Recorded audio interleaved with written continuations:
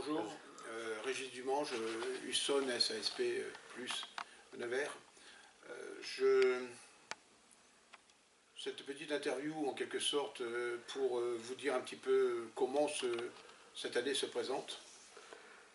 À ce jour, on ne peut pas dire qu'on soit mécontent du résultat. Je veux dire, c'est en début d'année, on m'aurait dit ça, j'aurais sûrement signé dès demain. Mais vous savez comment ça se passe, quand on commence à gagner, eh bien, on veut tout gagner. Alors, j'espère seulement qu'on va faire un parcours à la montagne albanaise et puis aller jusqu'au bout invaincu.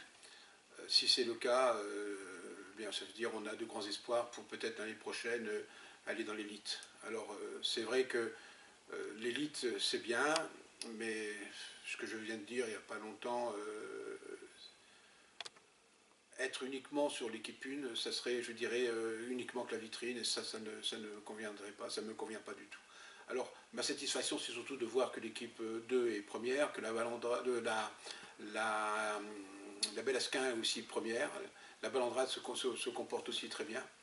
On a une montée en puissance de l'école de rugby.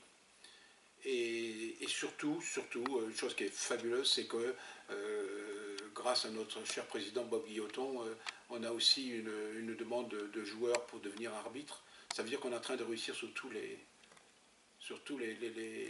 compartiments, sur tous les projets. Alors, c'est un gros travail.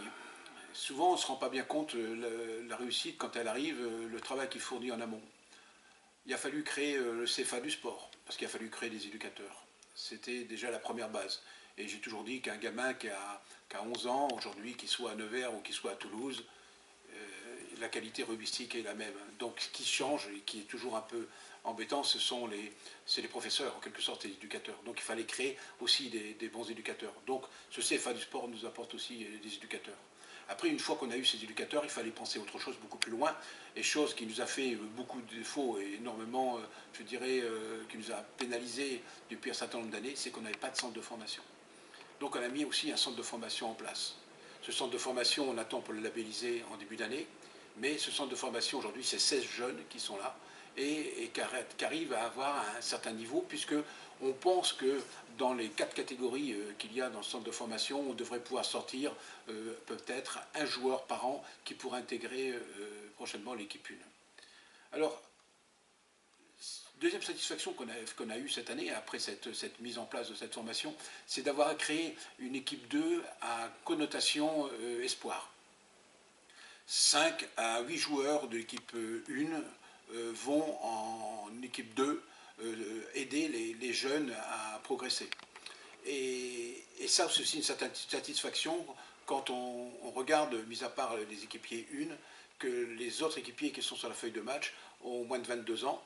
Et on commence à avoir, je dirais, des résultats plus que satisfaisants, puisque maintenant nous sommes en train déjà de parler et bâtir ce que serait notre équipe Pro D2. Et on s'aperçoit que les numéros 3, voire 2, sont souvent des espoirs et des jeunes qui sont venus soit au club ou formés au club et qui sont prétendants à peut-être jouer dans l'élite et au niveau au-dessus. Alors, c'est un gros investissement, c'est un gros travail. Ça veut dire que si jamais ce travail sportif, il ne peut pas réellement exister si derrière on n'a pas un marketing important pour essayer de chercher les partenaires.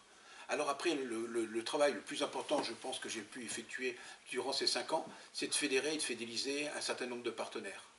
Donc il a fallu créer derrière tout un système de perfection, de qualité autour du rugby, pour que le rugby soit quand même un sport spectacle, et surtout un endroit où les partenaires vont pouvoir travailler ensemble et surtout se connaître.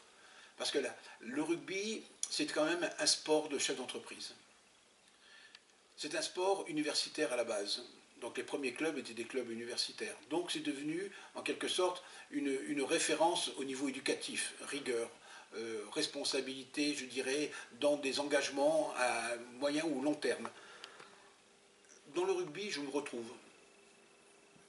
Je suis aussi rugbyman, j'ai joué 15 ans au rugby, et le rugby m'a peut-être apporté ces fameuses valeurs qui font qu'un homme, il est respecté, il est respectable. Donc, je dirais que ça m'embête même de vous parler là en direct, comme ça, je vais même enregistrer, mais en direct, parce que je reste plutôt humble et je n'aime pas trop me mettre en avant.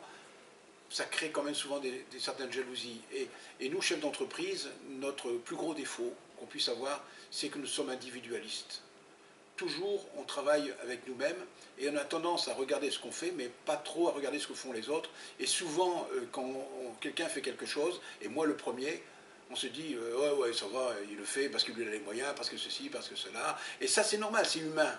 Alors, je ne voudrais pas qu'aujourd'hui vous regardiez en quelque sorte en disant bah ouais, il a de l'argent, il a une grosse entreprise, c'est normal, il peut y arriver, etc. Ouais, ça aide, mais il n'y a pas que ça. Il faut aussi la foi, il faut aussi l'envie, et puis aussi chercher la perfection et la qualité. J'ai vécu la défaite de Tyros comme quelque chose de difficile l'année dernière. Puis avec du recul, je me dis que c'était plutôt un mal pour un bien. Il nous fallait cette année de plus. Maintenant, on l'a cette année. J'espère. Je dis franchement, j'espère qu'on aura une équipe en Pro D2 en Bourgogne. Et je dis bien en Bourgogne, c'est pas en Nivernais, c'est pas une équipe neversoise, non, c'est bien en Bourgogne. C'est les valeurs bourguignonnes. On a un comité fabuleux, on a un nombre d'adhérents fantastique, on a des joueurs de qualité, et si jamais on arrivait à avoir une équipe de Pro D2, je pense que ça peut même ouvrir la porte à d'autres clubs à dire, mais l'élite, c'est aussi pour nous, on peut y arriver. Mais par contre, je vous le dis, c'est un gros travail. Mais c'est un travail de fond, c'est pas un travail qui se fait en 1 an, 2 ans. On ne peut pas partir sur des slogans, par exemple, Top 14 2014, ça m'a fait sourire le jour où j'ai lu ça, j'ai regardé ça. Non, c'est pas comme ça que ça marche. C'est pas sur des slogans que ça marche, c'est en se remontant les manches et en travaillant. Donc, je dis seulement, la réussite de Nevers, c'est aussi un gros investissement, un gros travail. Alors, le rugby, c'est aussi, surtout, l'association, l'école de rugby, tous ces jeunes qui sont là et qui rêvent aussi de l'élite. Et si on arrive à avoir une très belle équipe de joueurs respectueux, c'est une forme éducative. C'est ça qui fera qu'on aura des jeunes qui seront respectueux et bien formés. Et en ces temps d'aujourd'hui où on manque énormément de qualité éducative, je pense que le rugby nous apportera peut-être cette éducation qui manque à la base et qui est souvent délaissée et par les familles ou par l'éducation école, c'est sûr. Donc, continuons à travailler avec l'école de rugby, et oui pour l'équipe 1, oui pour la vitrine, mais sans ignorer l'association.